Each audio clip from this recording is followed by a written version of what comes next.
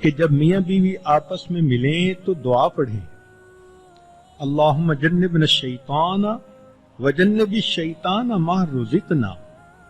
حدیث مبارکہ میں آتا ہے کہ جو میاں بیوی ملاپ سے پہلے یہ دعا پڑھیں گے اللہ تعالیٰ ان کی اولاد کو شیطان کے مکر سے بچائیں گے، اولاد نیک ہوگی۔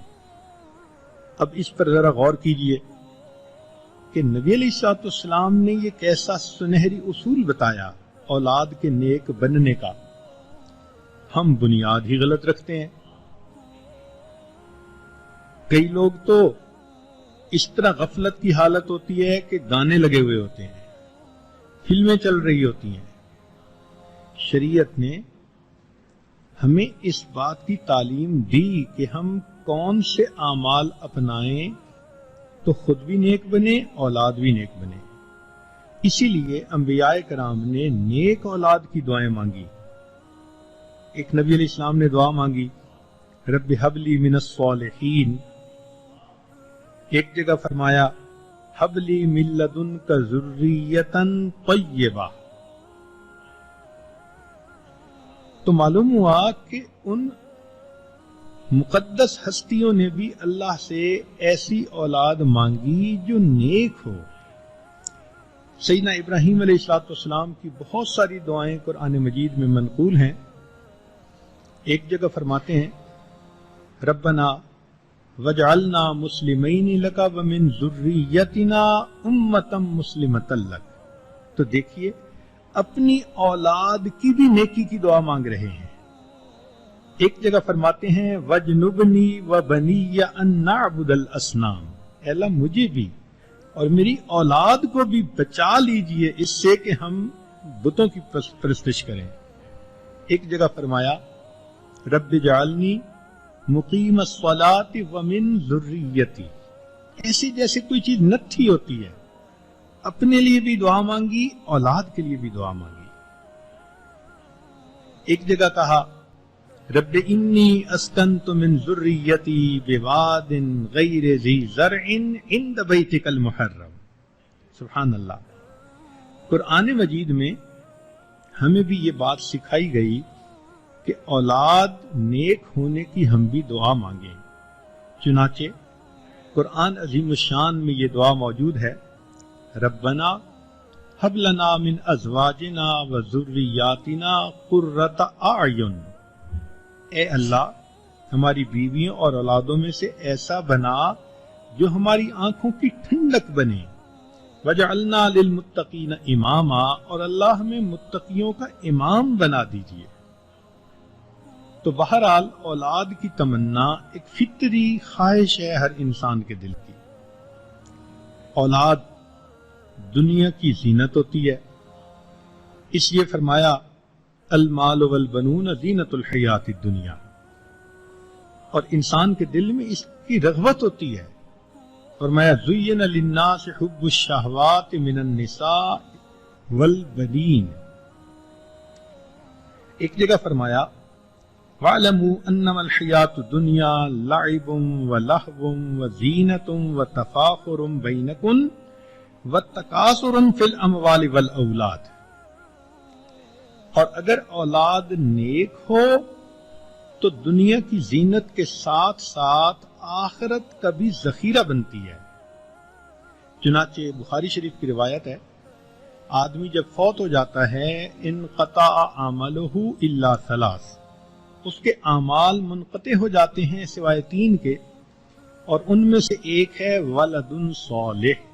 اگر اس نے اپنے پیچھے نیک اولاد چھوڑی تو یہ نیک اولاد اپنے ماں باپ کے لیے صدقہ جاریہ بن جاتی ہے۔ امام غزالی رحمۃ اللہ علیہ لکھتے ہیں کہ جب مومن کو اللہ تعالیٰ اولاد عطا فرماتے ہیں اور وہ ان کو نیکی کے راستے پر لاتا ہے، تعلیم و تربیت کا خیال کرتا ہے اور وہ کلمہ گو بنتے ہیں، نیک بنتے ہیں، تو اولاد کے ہر سانس پر ماں باپ کے نام اعمال میں اللہ ایک نیکی لکھا کرتے ہیں۔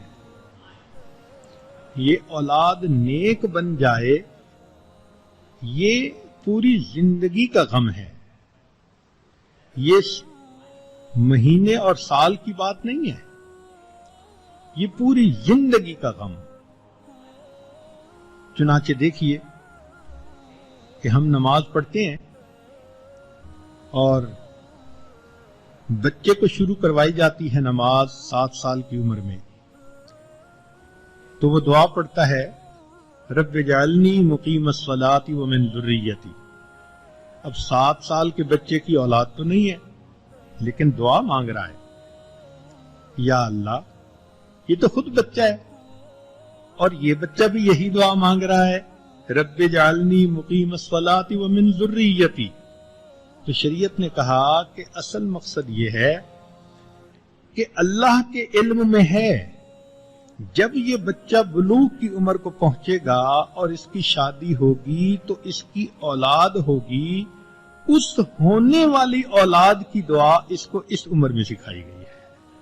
اب سوچئے کہ جس نے 7 سال کی عمر میں اولاد کی نیکی کی دعا مانگنی شروع کی اور مانگتے مانگتے اس کے بال سفید ہو گئے، اگر پھر اس کی اولاد نیک نہ بنے تو باپ کے دل پہ کیا گزرتی ہے۔ اس لیے یہ پوری زندگی کا غم ہے۔ عمران علیہ السلام کی زوجہ امید سے ہیں، ابھی بچہ نہیں ہوا، اس وقت سے دعا مانگتی ہیں رب انی نذرت لک ما فی بطنی محررا فتقبل منی۔ اے اللہ، جو میرے بطن میں ہے میں نے اس ہونے والے بچے یا بچی کو دین کے لیے وقف کر دیا، اللہ اس کو قبول کر لیجئے۔ اب سوچئے کہ ماں کے پیٹ میں ہے ابھی بچہ اور ماں کو اس کی نیکی کی فکر لگی ہوئی ہے، پھر یہ بچے جب جوانی کی عمر کو پہنچتے ہیں تو ماں باپ کو فکر ہوتی ہے۔ اس کی مثال قرآن عظیم الشان میں سے سیدنا نوح علیہ السلام کا جوان بیٹا سامنے کھڑا ہے، آپ اس کو بلاتے ہیں یا بنی ارکم معنا، اے بیٹے آؤ ہمارے ساتھ کشتی میں سوار ہو جاؤ، تم نافرمانوں کے ساتھ نہ رہو، ماننے والوں کے ساتھ آ جاؤ۔ تو جوانی میں بھی فکر ہے اس کی، پھر جب ماں باپ بوڑھے ہو جاتے ہیں تو بھی اولاد کی فکر۔ قرآن مجید نے گواہی دی، فرمایا ام کنتم شہداء اذ حضر یعقوب الموت اذ قال لبنیہ ما تعبدون من بعدی۔ یعقوب علیہ السلام کی وفات کا وقت آ گیا، اس وقت اپنے بچوں کو جمع کر کے پوچھ رہے ہیں اے میرے بیٹو میرے بعد کس کی عبادت کرو گے؟ مرتے مرتے اولاد کا غم۔ تو معلوم ہوا کہ یہ کوئی مہینے اور سال کی بات نہیں ہوتی، بلکہ یہ زندگی بھر کا روگ ہوتا ہے۔ ماں باپ کو کوشش بھی کرنی پڑتی ہے اور پھر اللہ تعالیٰ سے دعائیں بھی مانگنی پڑتی ہیں۔